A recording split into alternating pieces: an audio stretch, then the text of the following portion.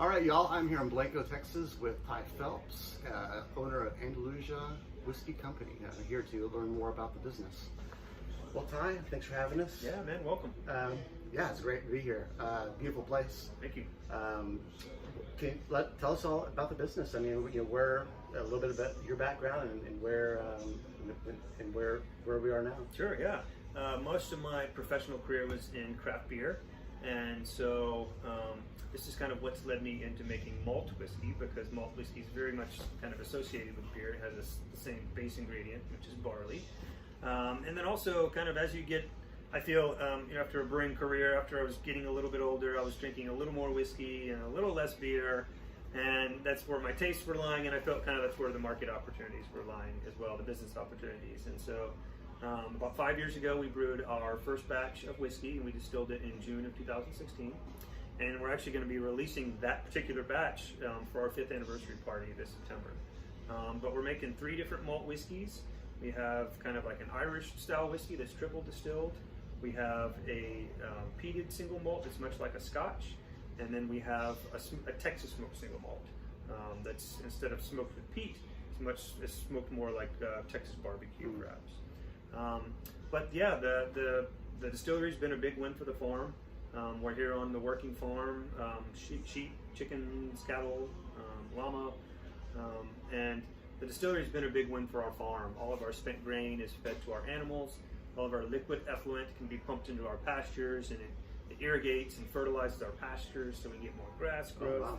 Oh, wow. So it's really been a big win for our farm. We're able to make a lot more whiskey than we normally would have. We are off the grid a little bit out here, so we don't have city services like water and wastewater. So all the water we depend on for our whiskey production is rainwater that falls in our building here. So we'll collect all the rainwater that hits the building, and then we've got a huge rainwater tank, 60,000 gallon rainwater tank that will hold all of our rainwater in for our whiskey production. So it's kind of nice having that quality of water, but it's sometimes a little nerve-wracking when it's summertime and it gets a little low, and you don't have the ability to just turn on the tap. So we're lucky now. You mentioned farm animals. Is that something that if families come out, they can see these animals? They can, yeah. They'll rotate through pasture, so sometimes it might be a little closer than others, but we always like to have some animals near the distillery. Normally we'll keep our sheep down here because they'll often have little lambs running around, and they're really cute.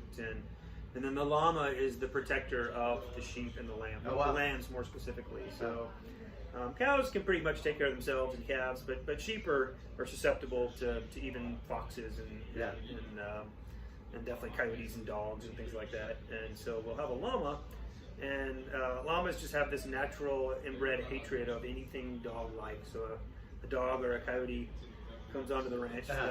That Dalai Lama will chase them down and stomp them. Oh, wow. Yeah. She's a great protector and protects all the little newborn lambs. So you mentioned about 5-year anniversary coming up. Yep. Can you tell us, is there, the barrel number 1 release, that'll only be available in-house? It will, yep, and it's a small barrel. It's a 25-gallon barrel, and being barrel number 1, it's been sampled a lot over the years. So we don't think it's going to have a big yield, but it's going to be essentially our bottle and bond product. We released Texas's first bottle and bond whiskey about a year ago, and it sold out real quick. Batch 1 did, and so we're going to be re-releasing it again for the anniversary party, and then it'll be available through the rest of the year in the holiday shopping season. So that'll be fun. But our barrel number 1 that we made is going to be our bottle and bond batch. Nice. And so it's very exciting. Bottle and bond has to be 4 years, and this one will actually be 5 years. So we can be a little more than the regulation requires. So tell us about what kind of sets you guys apart from the other Texas whiskeys that are out there. Yeah, sure. I mentioned the rainwater a little bit earlier. Rainwater isn't very common. There are distilleries using some rainwater, but we're one of the few that uses all rainwater for our whiskey production. We're also smoking our malt for our smoked whiskeys. You can buy your malt already pre-smoked, and there's nothing wrong with that. But we wanted to go ahead and build a smokehouse, and it's got filled with racks that will put shallow kind of trays of grain in, smoke our grain for 24 hours, and then that allows us to have a little more control over the quality of the smoke, the quantity of the smoke, the flavor of the smoke. there are distilleries using hardwoods, and so for our Striker product, we'll use oak, mesquite, and applewood. That's not terribly unusual. It's not common, but not unusual. But we're one of the few distilleries to also peat our own malt. So peating is essentially smoking malt with burning peat. Peat is kind of sort of a precursor to coal almost. It's poorly decomposed plant material that will grow on the shores of usually coastal areas, and the roots and all the plant material just hasn't properly decomposed over the thousands of years, and so you can actually cut bricks of it and it will burn. It looks like a kind of a brick of clay, but it might have a little bit of root material and some plant material still stuck in it, and it's been the major source of fuel in many of the Irish and Scottish islands for generations. And so we buy it, it's funny, we buy it as it's sold in a retail setting for people that are from there, that are from Ireland and Scotland, and they grew up burning peat in their fireplaces. And so they want to smell that smell of home. Yeah.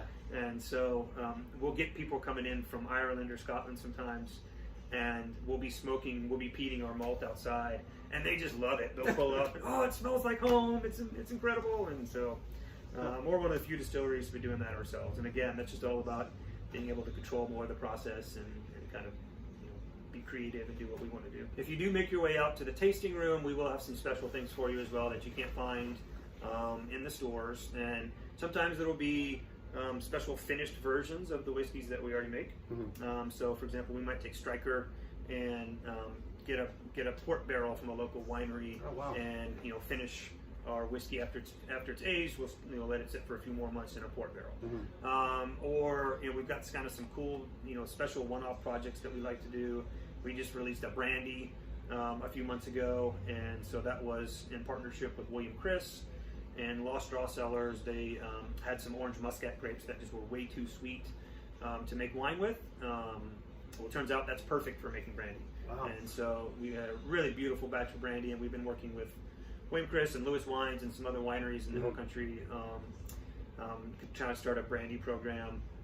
We drove down to South Texas to the last remaining sugar mill in the States right on the Mexican border, and harvested 3,000 pounds of sugar cane, drove it back in a trailer, and manually squeezed all of it.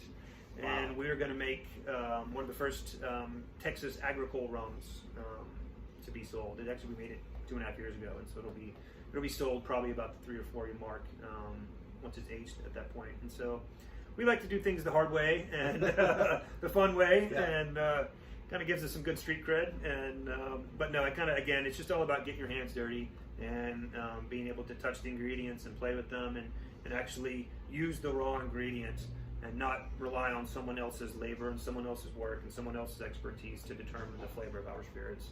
We want to be able to do that ourselves. Yeah, it's all about control. Yeah, no, it's I mean, y'all have a beautiful building here. Tell us about the tasting room, and that's also been about. You have some food trucks every once in a while. Yeah, we really went all in on the tasting room during construction. We've got kind of great kind of lounge seating, so you've got several different kind of living room settings basically, so you can come with your friends and get a cocktail and sit down and enjoy a nice comfortable setting. It's 2 stories, so we've got room upstairs, room downstairs. We've got covered outdoor seating.